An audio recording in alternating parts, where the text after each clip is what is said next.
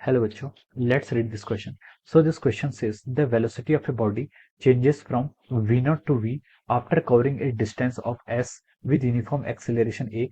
Prove that s is equal to v minus v0 into v plus v0 divided by 2a. Okay, हमें यहाँ पर क्या करना है, इसे प्रूव करना है. ओके, तो देखिए बच्चों, इस क्वेश्चन का की कॉन्सेप्ट हम क्या लिख सकते हैं.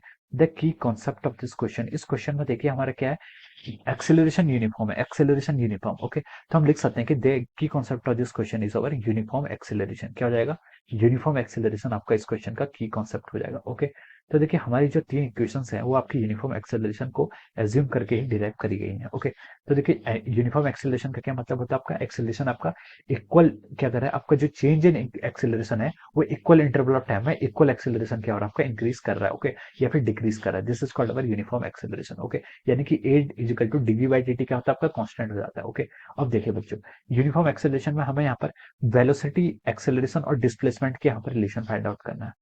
Velocity, displacement and acceleration. Okay, तो देखिए बच्चों, एक्सेलरेशन को कैसे डिफाइन करते हैं, एक्सेलरेशन को हम डिफाइन करते हैं आपका डीवी बाई डी टी से. ओके, एक्सेलरेशन क्या होता है आपका, the rate of change of velocity is defined as our acceleration. Okay, अब यहाँ से हम एक्सेलरेशन को क्या लिख सकते हैं, देखिए इसको मैंने मान लीजिए क्या कर लिया, मैंने इसको डीवी बाई डी एक्स कर दिया. डी एक्स से मैंने अपने आप से क्या कर दिया, डिवाइड कर दिया.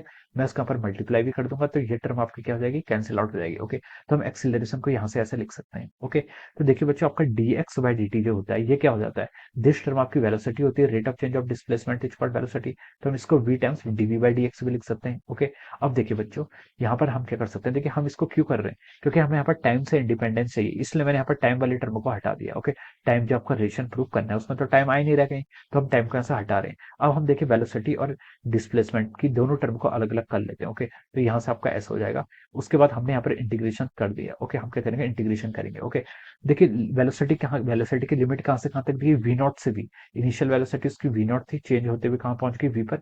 कवरिंग ए डिस्टेंस, डिस्टेंस कितना कवर किया उसने, जीरो से स्टार्ट किया था और एस डिस्टेंस उसने मान लीजिए कवर किया. ओके, तो देखिए एक्सेलरेशन कांस्टेंट है, इसको बाहर ले लेंगे, डीएक्स का इंटीग्रेशन एक्स हो जाएगा, लिमिट पुट करेंगे तो एस माइनस जीरो हो जाएगा. ओके, इजिकल टू वीडीबी, वीडीबी का इंटीग्रेशन कितना होता है आपका, वी स्क्वायर बाय टू हो जाता है. ओके, और लिमिट पुट करेंगे तो ये आपका कितना होगा, V square by two minus of V naught square by two. Okay, ये आपका यहाँ से इतना आ जाएगा. ओके, हमें तो यहाँ से सिर्फ डिस्प्लेसमेंट के लिए बोला है, तो डिस्प्लेसमेंट को हम क्या लिख सकते हैं, देखिए वन बाय टू को आप कॉमन ले लीजिए, इधर क्या बच गया आपका, v का square minus of our V naught का स्क्वायर. एक्सेलरेशन आपका यहाँ पर आ जाएगा. ओके, अब देखिए बच्चों, यहाँ से हम डिस्प्लेसमेंट को क्या लिख सकते हैं, देखिए ये ए स्क्वायर माइनस बी स्क्वायर की फॉर्म में है, इसको खोल देते हैं तो क्या आ जाएगा आपका A plus B, A minus B. तो हम इसे क्या लिख सकते हैं, आपका V plus V naught into of our V minus of our V naught, और ये आपका टू ए यहाँ पर डिवीजन में आ जाएगा. And this will be the answer, ये क्या हो जाएगा आपका क्वेश्चन का आपका आंसर हो जाएगा. ओके, ये हमें प्रूव करना था बेसिकली, तो हम लिखेंगे it is hence proved. Okay, and this will be the answer of this question. Okay, so I hope you all understood this concept. All the best and thank